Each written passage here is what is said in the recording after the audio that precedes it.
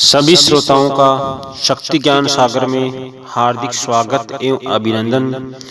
श्रोताओं, आज हम आपको एक अचूक प्रसंग के रहस्य के बारे में बताएंगे। प्रसंग की ओर बढ़ने से पहले सभी श्रोताओं से एक बार निवेदन, जो श्रोता हमारे चैनल पे नया है प्लीज सब्सक्राइब जरूर कर ले, ताकि समय पर आपको हमारा जो भी नया प्रसंग कहानी समय पर आपको नोटिफिकेशन मिल सके। प्रसंग की ओर बढ़ते हैं। कहा जाता है कि त्रेता युग को भगवान राम का काल कहा जाता था। जब भगवान राम को 14 वर्ष का वनवास हुआ, तब उन्होंने कई प्रकार के कष्ट व दुख मिले, साथ ही कई पराये लोगों से अपनापन और प्रेम प्राप्त किया।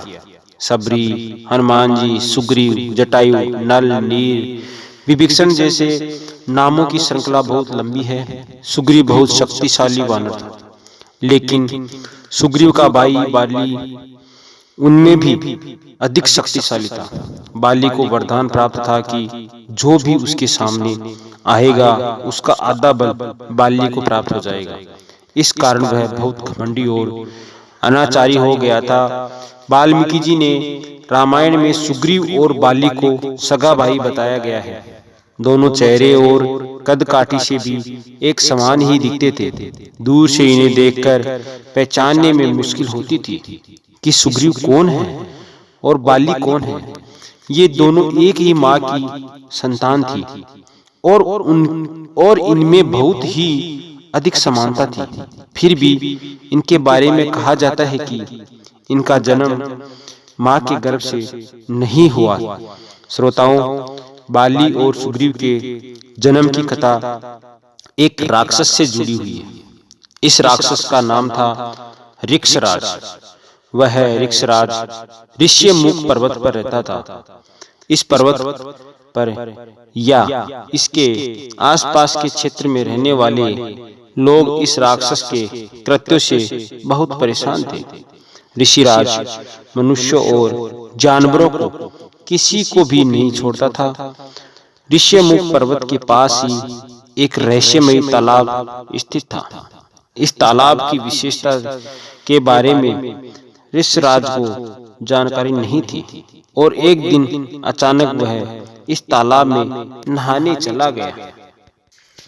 जब ऋक्षराज राक्षस नहाकर तालाब से बाहर निकला तो खुद को देखकर हैरान में पड़ गया। उसका शरीर एक सुंदर स्त्री के रूप में परिवर्तन हो गया था। ऋक्षराज हैरान और परेशान होकर पर्वत पर बैठा हुआ था।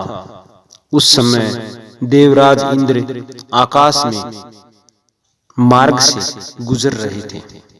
उनकी नजर जब सुंदर अप्सरा में बदल चुके राक्षस पर पड़ी तो उनका तेज उस राक्षस के बालों पर गिरा और उस तेज की दिव्यता के कारण उस राक्षस के बालों से एक बालक का जन्म हुआ, जिसका नाम बाली पड़ा।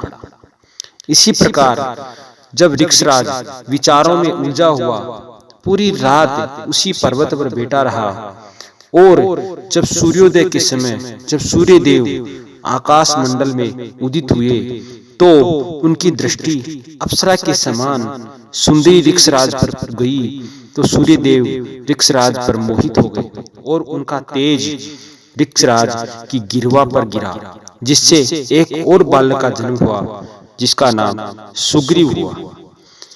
इसी प्रकार ऋक्षराज के पास अब और कोई चारा नहीं था कि वह अपने पुराने रूप में वापस आ सके।